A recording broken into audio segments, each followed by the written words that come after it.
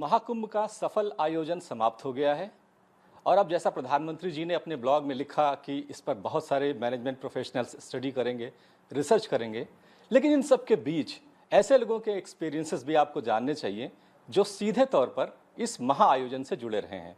हमारे साथ मुकेश मेश्राम जी हैं, आप सीनियर IAS अफसर हैं और यूपी के कल्चर और टूरिज्म डिपार्टमेंट के प्रमुख सचिव हैं। ये वो विभाग है जो सीधे तौर पर बहुत मेजर रोल में इस आयोजन से जुड़ा रहा है।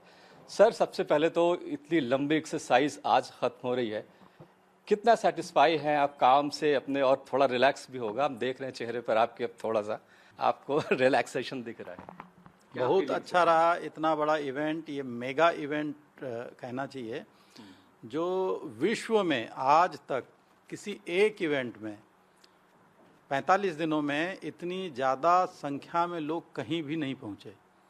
ये अपने आप में, और जो लोग आए वो स्वतः स्फूर्त आस्था की भावना से एक तरीके से स्पिरिचुअलिटी से पूरा ओतप्रोत होकर के यहाँ से गए हैं। और ये अपने आप में अद्वितीय, अनोखा, जिसको कहते हैं ना, हमने शुरू से ही जो कंसेप्ट लिया था भव्य कुंभ, दिव्य कुंभ का, ठीक वैसा ही यहाँ पर हुआ। और बल्कि अपेक्षा से कहीं बहुत अधिक संख्या में यहाँ पर श्रद्धालु, तीर्थयात्री या धार्मिक पर्यटक इसमें प्रतिभाग किए हैं। हमने देखा सर, आपके कुछ जो आपके सहयोगी थे निकले तो बहुत अच्छा लग रहा है, अब थोड़ा सर रिलैक्स है माइंड। तो अब वो थोड़ी सी टेंशन, एक चैलेंज तो रहता है सर, और चैलेंज को मीट आउट करने का एक सेटिस्फैक्शन भी रहता है जब ख़त्म होता है वो काम। आप सेटिस्फाई हैं परफॉर्मेंस से? बिल्कुल, पूरी तरीके से, चूँकि जो माननीय मुख्यमंत्री जी के निर्देश पर सभी विभागों ने मिलकर के, चाहे इसमें नगर विकास विभाग हो, सिंचाई विभाग हो, विद्युत विभाग हो, स्वास्थ्य विभाग हो, आयुष हो, बहुत सारे ऐसे विभाग हैं जिन्होंने सबने सामूहिक तौर पर अपनी जिम्मेदारी का परिचय दिया। और कुल मिलाकर के प्रत्येक व्यक्ति जो यहाँ आया और जो अनुभव लेकर के वापस गया, वही हमारा ब्रांड एम्बेसडर बन गया। सर, जब श्री राम लला की प्राण प्रतिष्ठा हुई पिछले साल और फिर उसके कुछ दिनों के बाद कुंभ की तैयारी शुरू हो गई थी, तो एक जो अर्ली एस्टिमेट सरकार ने लगाया था वो 40-45 करोड़ का था कि इतने लोग यहाँ पर आएंगे, उसकी तो खैर अता पता भी नहीं लगा। आप लोगों को किस स्टेज पर ये रियलाइज़ हुआ कि नहीं, स्केल बहुत बड़ा है और हमारी तैयारी थोड़ी और बढ़ानी पड़ेगी, कुछ ना कुछ एक्सटेंशन करना पड़ेगा?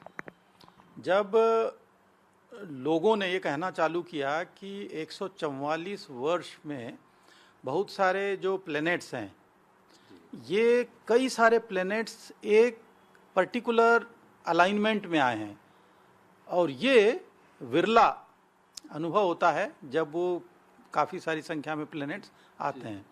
अन्यथा हम लोग बृहस्पति, सूर्य और चंद्रमा तीनों के अलाइनमेंट के आधार पर ही इसका एक जो गणना है पंचांग के आधार पर वो तय होती है।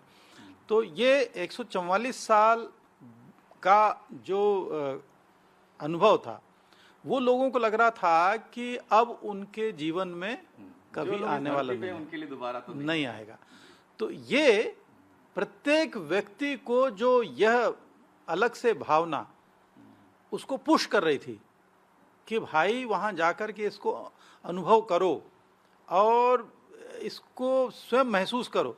तो ये जो भाव था, ये धीरे धीरे करके लोगों को आकर्षित करता गया। और पूरे विश्व से, जब हमारे पास में जर्मनी से है ना एक बार फ़ोन आया कि साहब 100 लोग जो हिंदू सनातनी यहाँ के नहीं हैं, उसमें से बहुत सारे लोग सब वहीं के हैं, कोई वहाँ पे स्विट्जरलैंड का, कोई जर्मनी का, ऑस्ट्रिया का, अमेरिका का, इंग्लैंड का, फ्रांस का, ये सब 100 लोग एक ट्रेवल ऑपरेटर के माध्यम से आना चाहते हैं पूरे एक साथ, और ये पार्टिसिपेट करना चाहते हैं। तो हमको भी लगा कि दूर दूर तक के जो डिजिटल माध्यम से ये सारी की सारी जानकारी लोगों तक पहुंची है, तो अब उनके अंदर यहाँ आने का, इसको अनुभव करने का एक भाव जागा। तो लोग आना चालू हुए। फिर दक्षिण भारत हो, चाहे अमेरिका हो, कनाडा हो, ऑस्ट्रेलिया हो, कहाँ कहाँ से लोग नहीं आना चालू हुए। तो फिर सबके लिए व्यवस्थाएं धीरे धीरे करके होती गई। सर, मेनली जो लोग वहाँ पर जा रहे हैं वो ठीक से पहुँच जाएं, अगर रुकना चाहते हैं तो वहाँ रुक जाएं। ये सारी चीज़ें मुख्य तौर पर होती हैं। जब स्केल बढ़ता है तो इन चीज़ों को भी जाहिर बात है एक्सपेंड तो करना पड़ता है। तो फिर क्या किया, बीच में कहीं कुछ इम्प्रूवमेंट किया गया या एडिशन किया गया, क्या प्लानिंग चल रही थी उस वक्त सरकार में? देखिए, सरकार बहुत पहले से, है ना, जो प्लान कर चुकी थी कि अगर 40 करोड़ लोग, 45 करोड़ लोग आ रहे हैं तो उसी के अनुरूप वहाँ पर इंफ्रास्ट्रक्चर क्रिएट करना चाहिए। जी। पहले से ही जो है घाटों को लंबा कर दिया गया था और सभी लोगों को ये कहा गया था कि जो भी नियर का, समीप का घाट है, आप वहीं पर, है ना, इसको अनुभव कर सकते हैं। लेकिन ज़्यादातर लोगों का यही होता है कि हम संगम पर ही जाएंगे, तो उसके लिए फिर अलग अलग घाटों से नावों की व्यवस्था हुई और लोगों ने, जैसे कहते हैं ना, आवश्यकता फिर आविष्कार की जननी है, इस अंदाज से लोगों ने कहीं कहीं से दूर से ला के मांग के अपनी नाव, चप्पू वाली नाव, मोटर बोट वाली, हर तरीके की नावें फिर वहाँ पे उतारी। तो समझ लीजिए कि जब नावों की तादाद बढ़ी तो लोग किसी भी घाट पे वो रह रहे हों, किसी भी घाट पे रुके हों, फिर नाव से उन्होंने जो है संगम पहुंच करके डुबकी लगाने का क्रम जारी रखा। दूसरा ये हुआ कि मान लो लोगों को बहुत सारे चौपहिया वाहनों के लिए, यद्यपि 5 लाख से अधिक वाहनों के लिए जगह जगह 100 से अधिक पार्किंग स्थल बनाए गए थे, दूर पे भी थे, कुछ पास में थे, कुछ सब कुछ थे। कोशिश यह की गई थी कि कम से कम दूरी उनको तय करना पड़े। लेकिन इसके बावजूद क्या होता था कि बहुत सारे लोग बुजुर्ग 80, 85 साल, 90 साल के अपने माता पिता को लेकर के आए, किसी को व्हील चेयर की ज़रूरत है, तो फिर बहुत सारे ऐसे हुए कि उसको भी स्थानीय लोगों ने और बाहर के लोगों ने मिल करके 2 पहिए से उसका समाधान किया और 2 पहिया वाहनों की फिर जो है वहाँ पर बाइकर्स जो है उन्होंने लोगों को ट्रांसपोर्ट करना चालू किया। तो एकदम करीब के स्थल तक के, जहाँ तक जा सकते थे या जहाँ तक जाने की गुंजाइश थी, वहाँ तक के उन्होंने पहुँचाया। तो कुल मिला करके सब ने, हर एक कोई अगर ऐसी डिफिकल्टी आती थी तो उसका समाधान भी लोगों ने मिलकर के उसको निकाला और फिर सरकार ने भी उनको सहयोग दिया। बहुत सारे, अब जैसे मतलब ये हुआ कि इस पूरे सफल आयोजन के लिए कहीं ना कहीं आसपास के जो लोग हैं, आम लोग हैं, स्थानीय लोग हैं या आसपास के जिलों के हैं, उनको भी एक बड़ा थैंक्स दिया जाना चाहिए। बिल्कुल। देखिए, ये तो जनमानस का अपना कार्यक्रम होता है ना। कुंभ जो है माघ मेला के तौर पे तो हर साल ही होता है, 6 साल 12 साल में अर्धकुंभ, कुंभ का भी आता ही है। लेकिन धीरे धीरे करके लोगों ने, और अच्छा इसमें क्या है, बड़ी, मैं एक, आप मानेंगे नहीं, लोगों ने जो जानकारी रील्स के माध्यम से, सोशल मीडिया के माध्यम से, बहुत सारे जो सोशल इन्फ्लुएंसर्स हैं उन्होंने कि कहाँ पहुँचें, कैसे पहुँचे, कहाँ कहाँ घूमें, कहाँ कहाँ जाएं, क्या लेके जाएं, क्या लेके न जाएं, तो डूज डोंट्स, ये सब चीज़ें जो हमने छोटी छोटी बुकलेट्स भी बनाई थी और डिस्ट्रीब्यूट की थी, उससे क्लू लेकर के उसको लोगों ने, मतलब भारी संख्या में हमने ये सब सोशल इन्फ्लुएंसर्स को सूचना विभाग ने, पर्यटन विभाग ने इंगेज किया था और उन्होंने अपनी बातें इस जो प्लेटफॉर्म्स हैं, सोशल प्लेटफॉर्म्स, इसके जरिए जब पहुंचाई तो लोगों को इससे सुविधा भी हुई और लोगों ने जाना भी कि भाई कैसे पहुंचना है। सर, हम आपकी बात करें, आपके डिपार्टमेंट की बात करें तो जो कुछ बड़े आयोजन साल भर में रहते हैं, जैसे रंगोत्सव होने जा रहा है या दीपोत्सव अयोध्या में होता है जो आप लोग ऑर्गेनाइज करते हैं, उसका स्केल और इसके स्केल में ज़मीन आसमान का अंतर है। आपके भी कैरियर में अब तक इतना बड़ा इवेंट ऑर्गेनाइज करना या उसका पार्ट होना इतना मेजर रोल में शायद अब दोबारा हो या ना हो नहीं कह सकते, अब तक तो नहीं हुआ। तो आप तैयार थे पर्सनली, इंडिविजुअली इस पूरे इवेंट को चैलेंज लेने के लिए, आपके डिपार्टमेंट के दूसरे लोग, क्योंकि एक मेंटल टफनेस भी चाहिए होती कि नहीं ये काम हमें करना है, क्योंकि ये चैलेंज बहुत बड़ा था। आप अपनी पर्सनल फीलिंग्स हमें बताएं कि आपके एक्सपीरियंसेस क्या थे। देखिए, सबसे बड़ी बात ये होती है ना, जहाँ लीडर है ना एकदम फ्रंट से चीज़ को लीड करने के लिए खड़े हों, तो माननीय मुख्यमंत्री जी हमेशा समय समय पर ये एक उत्साह या ऊर्जा, है ना, प्रत्येक अधिकारी के अंदर भरते रहें। और साथ ही साथ मैंने देखा कि जितनी डिटेलिंग में वो जाते हैं अपनी प्लानिंग करते समय, या वो देखते हैं और सारी सूचनाएं डेली बेसिस पे वो कलेक्ट भी करते हैं कि कहाँ किसको क्या दिक्कत जा रही है। मतलब एक छोटे से छोटा घटना भी अगर उस पूरे क्षेत्र में कहीं घटित होती है तो तत्काल उन तक के खबर पहुंच जाती है। तो ये सबका जो मिलजुल करके काम करने का तरीका रहा, तो इससे ये हुआ कि किसी भी अधिकारी को यह भार के तौर पर या तनाव देने वाला ये नहीं रहा। सर, आपको पता है प्रधानमंत्री जी ने भी खुद इस बात का जिक्र किया है। अभी वो मध्य प्रदेश में एक प्रोग्राम में थे, उन्होंने कहा कि जिस तरह से पुलिस के लोगों की हमारे पास फीडबैक आई, जिस तरह से उन लोगों ने काम किया है, आमतौर पर पुलिस से लोग थोड़ा बचते हैं, दूर रहते हैं, लेकिन प्रयाग में जो कुंभ के दौरान पुलिस वालों का एक बिहेवियर था वो अपने आप में काफ़ी रिमार्केबल था। क्या कहेंगे, इसकी क्या वजह हो सकती है? मुख्यमंत्री का होना, उनकी प्रेजेंस, उनका ऑरा, या कुछ खास ट्रेनिंग भी दी गई थी इन लोगों की, भाई व्यवहार अच्छा रखना है? देखिए, इन सबको ट्रेनिंग भी दी गई थी, इनको पूरी तरीके से, है ना, ये बिल्कुल कहा गया था कि जो भी है वहाँ पे आयोजन में आने वाला व्यक्ति हमारा अतिथि भी है। अतिथि देवो भव की जो संकल्पना हमारे देश में रही है, हमारी संस्कृति में रची बसी है, उसको आप लगातार मूर्त रूप देते रहें। और इसीलिए अगर कहीं पे रोक टोक भी करनी होती थी तो पुलिस वाले हाथ पांव जोड़ करके अपनी ओर से अनुरोधात्मक तौर पर आग्रह करते थे, न कि डांट के, डपट के, लाठी चला के, ये कुछ नहीं। सर, इस पूरे जैसे आपने कहा कि अतिथियों का सम्मान होना चाहिए, हमारा देश अतिथियों के सम्मान, उनको भगवान का दर्जा देता है। जो मुख्य रूप से अतिथि थे इसमें, जो कुंभ का जो आयोजन होता है उसमें साधु संत, नागा, सन्यासी, अखाड़ों के लोग, जाहिर बात है कि ये कार्यक्रम उनका है, बाकी श्रद्धालु उनके अनुयायी उनके पीछे चलते हैं। तो ये सब कुछ अक्सर हमने पिछले कुंभ में देखा है, कुछ ना कुछ कंट्रोवर्सी हो जाती है जगह को लेके, आने जाने को लेके। इस बार बहुत ही शांतिपूर्ण तरीके से, बल्कि 29 जून की घटना के दिन जैसा हम लोगों ने देखा कि खुद अखाड़ा परिषद के अध्यक्ष थे, उन्होंने कहा कि नहीं, पहले श्रद्धालु लोग स्नान कर लें, हम लोग बाद में करेंगे। तो एक बड़ा अच्छा एटमॉस्फेयर वहाँ पर क्रिएट हुआ। तो आपको इसकी वजह क्या लगती है? एक मुख्यमंत्री का संत होना भी कुछ काम आया है, लग रहा है।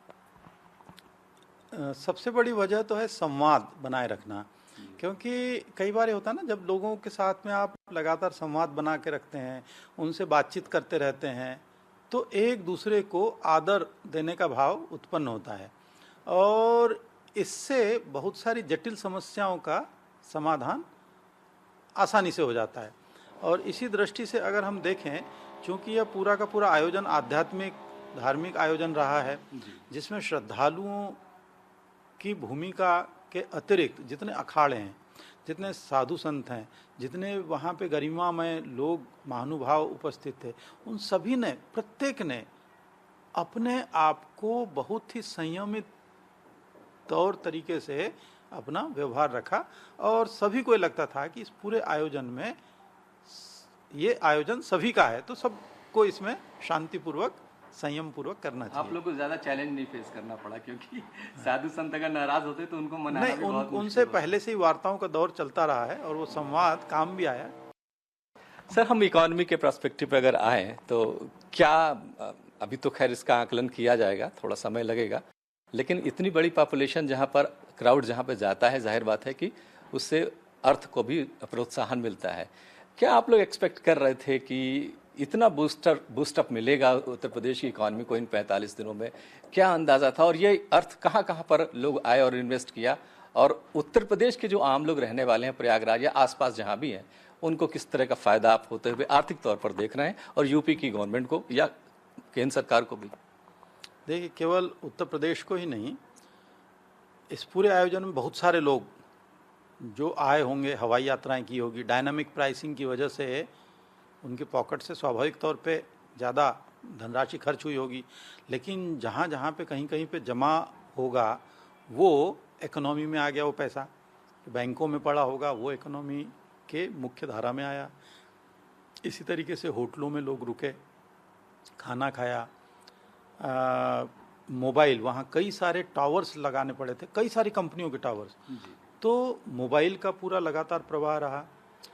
जो टोल मार्क्स हैं सड़कों पे उसका रहा, डीजल पेट्रोल जगह जगह से खरीदा, एटीएफ की बिक्री हुई, गाड़ियाँ भारी संख्या में चली हैं, ट्रेनें चली हैं, बसें, जो रेलवे स्टेशन हैं, केवल यहीं के रेलवे स्टेशन नहीं, हिंदुस्तान के तमाम जगहों से जहाँ से विशेष ट्रेनें चली हैं या जहाँ से ट्रेनें लगातार चलती रही महाकुंभ को आने के लिए, वो स्टेशनों पे खाना बेचने वाले लोग, उस स्टेशनों पे और दूसरा सामान बेचने वाले लोग, चाहे टूथब्रश हो, पेस्ट हो, कपड़ा हो, जूते हो, स्लीपर, कुछ भी हो, इन सब लोगों का भी कहीं ना कहीं पे डायरेक्ट इनडायरेक्ट सबका फायदा हुआ है। गाइड्स हैं, जो बोट चलाने वाले नाविक रहे हैं, जो मेला प्राधिकरण की ओर से लोग लगाए गए, स्वच्छता कर्मी लगाए गए, बहुत सारे वहाँ पर मजदूर लगे,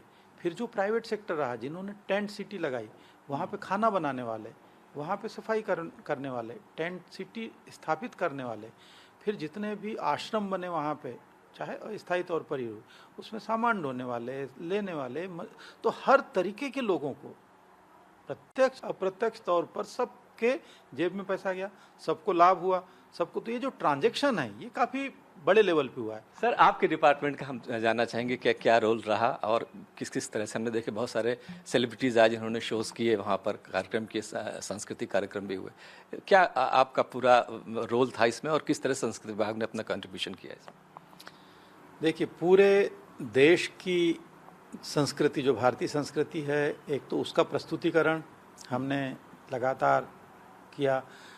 बहुत सारे कलाकार आए, दक्षिण से, नॉर्थ ईस्ट से, साउथ से, उत्तर भारत से, पूर्वोत्तर राज्यों के अलावा काफ़ी जगहों से आए। पद्मश्री अवार्डी बहुत सारे इसमें कलाकार थे, बड़े सेलिब्रिटी कलाकार थे, आर्टिस्ट थे। उन्होंने अलग अलग अपने वाद्य यंत्रों के माध्यम से, नृत्य गायन के माध्यम से, डिवोशनल म्यूजिक के माध्यम से ये सारी प्रस्तुतियाँ दी। अलग अलग तिथियों में वो सब प्रस्तुतियाँ हुई। इसके अलावा हमने वहाँ पर जो कलाग्राम स्थापित किया था जी, उसमें एग्जीबिशंस थी, पूरे उसके सांस्कृतिक जितने भी एलिमेंट्स हैं उनको वहाँ पे प्रदर्शित किया गया था। टूरिज़्म का एक अलग पंडाल लगा था, उत्तर प्रदेश दर्शन के नाम पे, जहाँ पे जितने भी हमारा 12 सर्किट्स है, टूरिस्ट सर्किट, उसको लोग जान सकते थे। और यहाँ से आने के बाद में प्रयागराज से वो बनारस भी गए, प्रयागराज से अयोध्या भी गए, चित्रकूट गए, नैमिषारण्य आए, विंध्यवासिनी गए, बहुत सारी जगहों पर वहाँ से गए। उनको जानकारी देने के लिए हमने लगभग 1000 से ज़्यादा तो गाइड्स लगा रखे थे। ऐसे बहुत सारे बूथ, टूरिस्ट इन्फॉर्मेशन सेंटर जगह जगह पे स्थापित किए थे। बहुत सारी फिल्में बना करके डिस्प्ले कराई गई थी और लिटरेचर काफ़ी भारी संख्या में हमने बनाया था, और डिजिटल माध्यम पे भी, फिजिकल माध्यम से भी कई जगह पे पूरे भारत भर में जगह जगह जा कर के इन्विटेशंस दिए गए थे वहाँ के माननीय मुख्यमंत्रीगण को, वहाँ के वीआईपीज को, और उसके लिए मंत्रीगण भेजे गए थे, अधिकारीगण यहाँ से गए थे, उन्होंने जा कर के न्योता दिया। हमने अंतर्राष्ट्रीय जो मीडियम है और वहाँ पर हमने डिस्प्ले कराया था, चाहे वो एयरपोर्ट्स हो बाहर के, चाहे सैन फ्रांसिस्को का एयरपोर्ट हो, कुछ कंट्रीज़ में भी, बहुत सारी कंट्रीज़ में हमने कराया था, ऑस्ट्रेलिया में कराया, इधर साउथ ईस्ट एशियन कंट्रीज़ के वहाँ के मेट्रो जो चलती हैं उस पर कराए थे, जो जंक्शंस होते हैं, मॉल्स होते हैं, उन जगहों पे भी डिस्प्ले हुआ था। तो उससे लोगों को इसकी जानकारी अच्छी खासी मिली। साथ ही साथ जो है, जैसे मैंने कहा, डिजिटल माध्यम और सोशल इन्फ्लुएंसर्स के जरिए उनके भी कई सारे हैंडल्स यूज़ हुए। सर, आखिरी में मैं चाहूँगा कि आप अपना एक्सपीरियंस कुछ शेयर करें कि इस पूरे 45 दिन की एक्सरसाइज में या 6-8 महीने पहले से जो तैयारी हो रही थी, इस दरमियान कहीं आपको लगा कि ये बहुत बड़ा चैलेंज है, कैसे करेंगे, नहीं इसको करना है, कुछ आपके अंदर कभी कोई कन्फ्यूजन, या कभी आपका कभी कूल आप लॉस कर गए हो, पेशेंस लूज कर गए हो कि नहीं, या फिर बिल्कुल वेल ऑर्गेनाइज शुरू से लेकर आखिरी तक रहा? आप अपना व्यक्तिगत एक्सपीरियंस हमसे शेयर। देखिए, शुरू से ही जो है ना, हम बहुत सारे चीज़ें ये सोच करके कि ये भी सबके प्लान ए, प्लान बी ऐसे करते हुए चलने की ज़रूरत होती है। जैसे चैलेंज ये होते थे कि भाई इतने सारे जो कलाकार आ रहे हैं उनके स्टेज एक जगह पे नहीं है, उनको परफॉर्म करने के लिए बहुत सारी अलग अलग जगहों पे जाना है। उतनी भीड़ के अंदर, उसकी भीड़ के अंदर से मूवमेंट वाहन के साथ में बड़ा मुश्किल होता था, क्योंकि उनका तो खूब सारा सामान होता है। जी। सामान लेकर के चलना तो मुश्किल सा काम था। उसके समाधान का प्रयास हुआ। उनको एक जगह, क्योंकि पहले यह होता था कि शहर में अलग अलग जगहों पे रोकते थे, वहाँ से वहाँ तक पहुँचाना बड़ी दिक्कत थी। तो इस बार उनको एक ही जगह पे एक संस्कृति ग्राम बना करके सारे रुकने की व्यवस्था, खाने पीने की व्यवस्था वहीं कर दी गई। और एक जो पंडाल है, सांस्कृतिक मंच, वो बिल्कुल उसके समीप दे दिया गया। दूसरा, एकदम से हमको ये लगा कि जब एयरपोर्ट तक तो लोग आ जाएंगे, लेकिन एयरपोर्ट से अपने वहाँ तक जाने में ज़रूर लोगों को दिक्कतें जाएगी। 100%। तो फिर इसको लेकर के हमने उसी समय आनन फानन में फिर जो हेलीकॉप्टर सर्विसेज ऑपरेट करने वाले हैं, क्योंकि इन दिनों उत्तराखंड में जो है बंद हो जाता है 4 धाम यात्राएं, उन लोगों से बातचीत करके उनको इनवाइट किए कि भाई आपके लिए अनुभव है, आप यहाँ इस तरीके की चीज़ें कर सकते हैं। शुरुआत हमने की थी पहले जॉय राइड से, कि सबसे पहले ये जितने हेलीकॉप्टर हैं उनसे हम केवल जो है 8 मिनट की जॉय राइड कराएंगे ताकि ऊपर से वो महाकुंभ का पूरा क्षेत्र देख सके। लेकिन बाद में ये डिमांड आने लगी कि साहब लोग ये कह रहे हैं कि साहब जब वहाँ पे हेलीकॉप्टर चल रहा है तो हमको एयरपोर्ट से सीधे यहाँ पे पिकअप और ड्रॉप ऑफ की सुविधा कर दे, तो हमको ये पूरा का पूरा ट्रैफिक से मुक्ति मिल जाएगी। तो फिर उसमें ये लगे, तो डेली बेसिस पे इतना ये होता था, क्योंकि वो को हमने कहा कि भैया और ले आओ, पर कहे साहब हमने तो प्लान ही नहीं किया था, हमारे पास इतना ही है ना इन्वेंट्री थी, क्योंकि उसके लिए इतना जल्दी हेलीपैड्स बनाना संभव नहीं था। ठीक है, हमारे पास बने बनाए हेलीपैड थे जो हम पीपीपी पे देने जा रहे थे त्रिवेणी संगम पे, वो तो हमने तत्काल दे दिया कि भाई इसको यूज़ करो, उसमें पेंटिंग वेंटिंग करा करके ऑपरेशनल कर दिया। दूसरा एक स्कूल था, उस स्कूल के प्रांगण में पहले से एक हेलीपैड बना था, वो भी ऑपरेशनल हुआ। उसके अलावा कुछ और हेलीपैड जो है जल्दी लोगों ने बनाए और फिर हेलीकॉप्टर सर्विसेज चालू हुई, तो इससे थोड़ा सहज हुआ। इसके बाद में जो समस्या जाती थी कि साहब इतनी जाम में बहुत सारे लोगों ने जिन्होंने टेंट में बुकिंग करा रखी है, आज से लेकर के एक दिन की बुकिंग है, वो पहले सोचा था कि आज मैं पहुंचूंगा 12 बजे, सुबह डिप लगा करके दूसरे दिन 11 बजे निकल जाऊंगा। पता चला कि वो उस दिन ना आकर के दूसरे दिन 11 बजे आए, तो जब वो पहुंचा तो पता चला कि वो तो पहले से ही अगला वाला आ चुका है, वो रुक रहा है। तो ऐसे समय में भी फिर हमने कहीं ना कहीं जहां खाली था वहां एडजस्ट किया।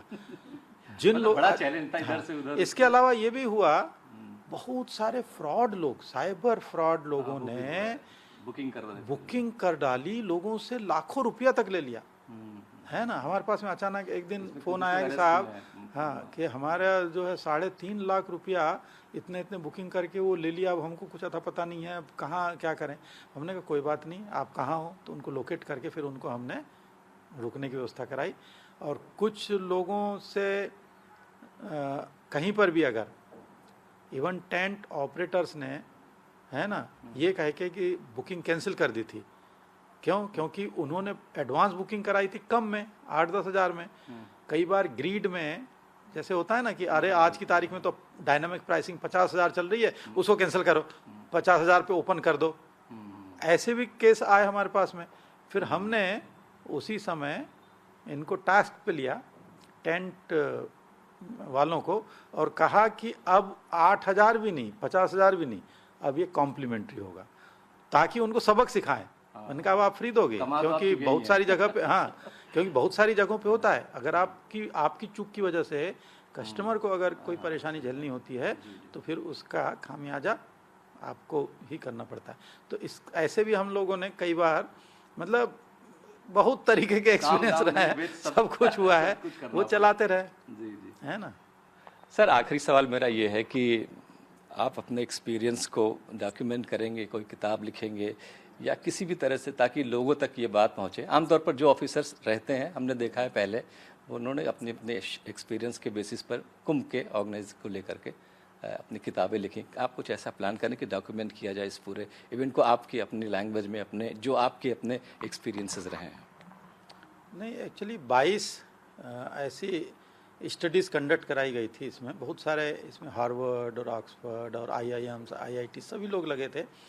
वो उसका पूरा का पूरा स्टडी ऑलरेडी कर रहे हैं। बहुत सारे जो अधिकारी वहाँ पे 24/7 लगे थे, वो अधिकारी है ना, इसका ज़्यादा अच्छे तरीके से, बहुत सारे हो सकता है लिखने वाले हों, मेरा अभी ऐसा इरादा नहीं है ना। लेकिन यह है कि जो भी कोई पूछता है या कोई जानकारी देता है, तो ये अनुभव जो है साझा करने के लिए ज़रूर काम आ जाते हैं।